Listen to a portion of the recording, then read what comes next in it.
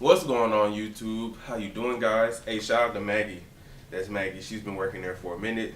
It's a strong woman. Shout out to Maggie. But yeah, guys, today in this video, I'm gonna talk to you about how to increase your bench press.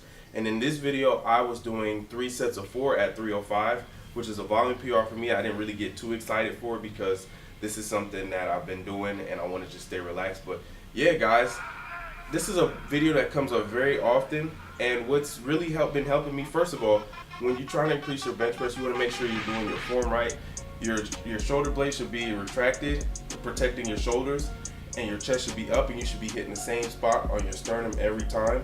And you want your elbows to tuck in, and you want it to push it back over your face. So it's not going to go straight. It should go in a bar. It should go in a J shape. So that's first of all, form right. And the second thing, of course, most people, you know, when you try to increase your bench press, you think about, okay, let me bench more, which is a good thing. You know, if you used to bench 1 time a week, bench twice a week. If you only bench twice, try 3 times a week, you know. Sometimes the frequency is what you need, and in class we learned about the FIT principle, which is frequency. For strength, muscular endurance, and strength training is frequency, intensity, time, and type. So in this instance, frequency is how often you do it. Intensity is the weight, time is how many sets and reps, and type is whether you use a barbell, just the different machines that you use for instance. But yeah, guys, so what I really wanted to stress for the bench press increasing, look at that struggle, boy, I tell you. What I wanted to stress is not just bench pressing, but the supporting muscles. Shout out to the Migo, he getting that joint. You see how smooth that joint is? Dang. But what I wanted to talk about is not just the bench press and the chest, but the supporting muscles. People always talk about, yeah, you gotta bench more, you gotta use more weight, you gotta try this technique, that technique, but everybody forgets about the supporting muscles. That means your triceps, your shoulders, your back, your lats, you know, your biceps. Your biceps are decelerators. They're gonna help you slow the weight down. They're not necessarily slow it down, but help you lower it in a more controlled fashion. You know, once your form is in check and everything like that, you know, but you want to make sure that here I am, I'm doing I never did this before with the red one, because Brian has the red one. I'm using the red one to overload, and this is about 335, and I'm doing 2 sets of 4 at that. But yeah, guys, so you bench with your chest, of course, but you have your shoulders. How many of you guys hate working shoulders? You know, that used to be one of my weakest body parts, and what the mindset I came to with that one is, okay, Marcus, your shoulders are weak. What can we do to increase your shoulder strength? What type of machines can we use? How much weight can we use? And how often do we train shoulders? You know what I'm saying? And for a lot of people, if you train the body part that you hate the most, that's when you'll start seeing the most gains, you know? And most of the times you'll start seeing gains in other places of your body. It's weird, especially if you don't like training legs. Hey, train legs, because training legs stimulates the HGH in your body, and just your whole body starts to grow. I remember one time I was doing legs 4 times a week, just increasing my frequency because I need that, and it started to grow. My whole body started to grow. But people don't really take into account the accessory work.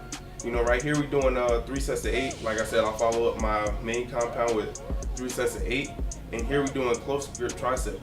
How many guys do a close grip bench instead of a regular bench, or a floor press, or a pin press? You know what I'm saying? And here we hammering away at the shoulders. Like I said, shoulders are my weak point, and on this point my shoulders were bothering me, so I definitely had to adjust. We did 2 sets of 8, 2 sets of 6, and then 3 sets of 4. Instead I did 2 sets of 8, 2 sets of 10, and I lightened the weight instead of increasing it. Brian was able to keep going. This dude's shoulders are stronger than mine. But yeah, guys, shoulders, triceps. Like I said, triceps are a support movement. How many extensions do you do? Overhead extensions, working the long head versus the long head is the part that nobody really sees versus the short head. You know what I'm saying? Lots of overhead. Wait, let's flip that around. Flip that around. Wait. Yeah, long head, right? Long head. I could be wrong. I'm just trying to get the thought out.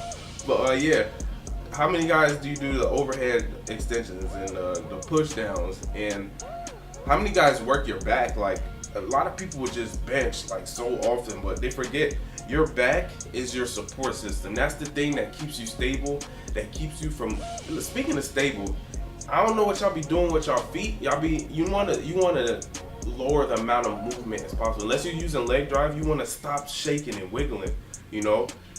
Me and Brian have gotten to the point where bench press has become second nature. We learning how to do it correctly. And when you learn how to bench correctly, there's very minimal movement. The only thing that's moving is your arms, and everything below your waist should be tight. So you should be locked in. You shouldn't be lifting your foot up. You shouldn't be turning your head left and right, because all that is unnecessary movement and it's taken away from, you know what I'm saying? Don't mind these clothes, because my mom told me to do laundry and I have to fold all of these. So bear with me, squirrel with me, fox with me, ha ha ha. All right. But yeah, guys, you want to pay just as much attention to supporting movements, supporting body parts as you do your actual chest, you know what I'm saying? Now, don't get me wrong. A lot of people not only are lacking the frequency, but they're lacking the intensity, so they're not really pushing it as hard as they could. They're not using heavier weights. They're sticking within the 10 to 12 rep range versus working with 5s and 3s and 4s. And when it comes to periodization, the FIT principle works in with periodization, which is setting up your workouts over a long period of time. And once you learn how to do that properly, I'm not going to teach you how to do that. You can go read a book, because that's too much to explain. But once you learn how to do that, setting up your workouts and training becomes a little bit easier. But for you guys just trying to build strength, trying to put on some muscle, learning how to bench press correctly, doing bench pressing more often, and working your supporting muscles of the bench press harder, pushing those. Like on this, we did tricep extensions. We did 3 double sets of failure, and we just pushed it. Did as many reps as we could, yelling at each other, screaming at each other, let's go. And you can't stay too comfortable, guys. You don't want to stay too comfortable with your accessories, because it's just going to get to a point where it's like, all right, I got 3 sets of 12. How many times? When's the last time you went to a failure set? You know what I'm saying? And so that's what's up with that, guys. So hold on, let me see, because I don't know if there was extra stuff after.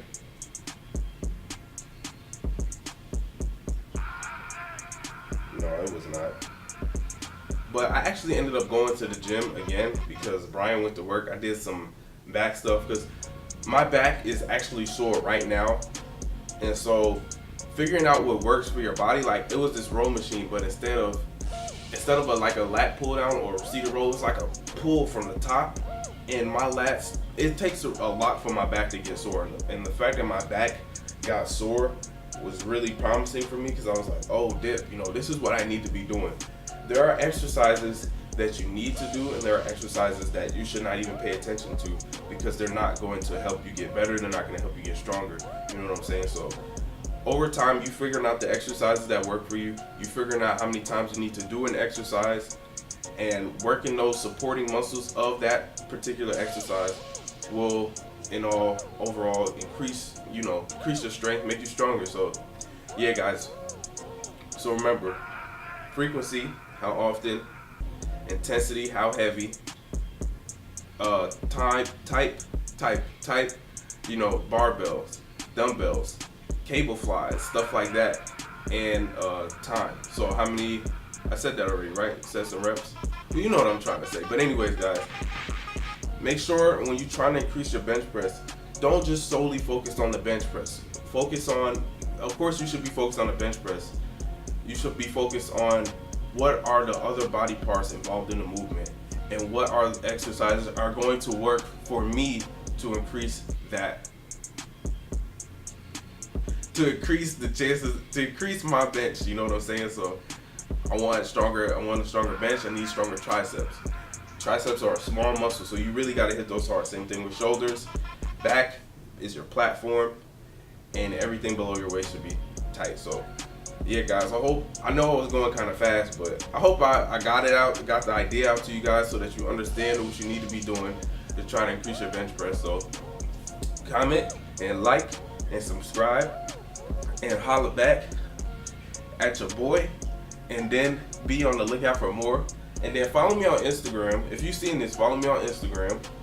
Follow me on Twitter, MuscleManMarcus, and follow me on Snapchat, the busiest. So I'll see you guys when I see you guys. because I don't want to be you guys. You guys want to be. All right, I'm gonna just stop talking.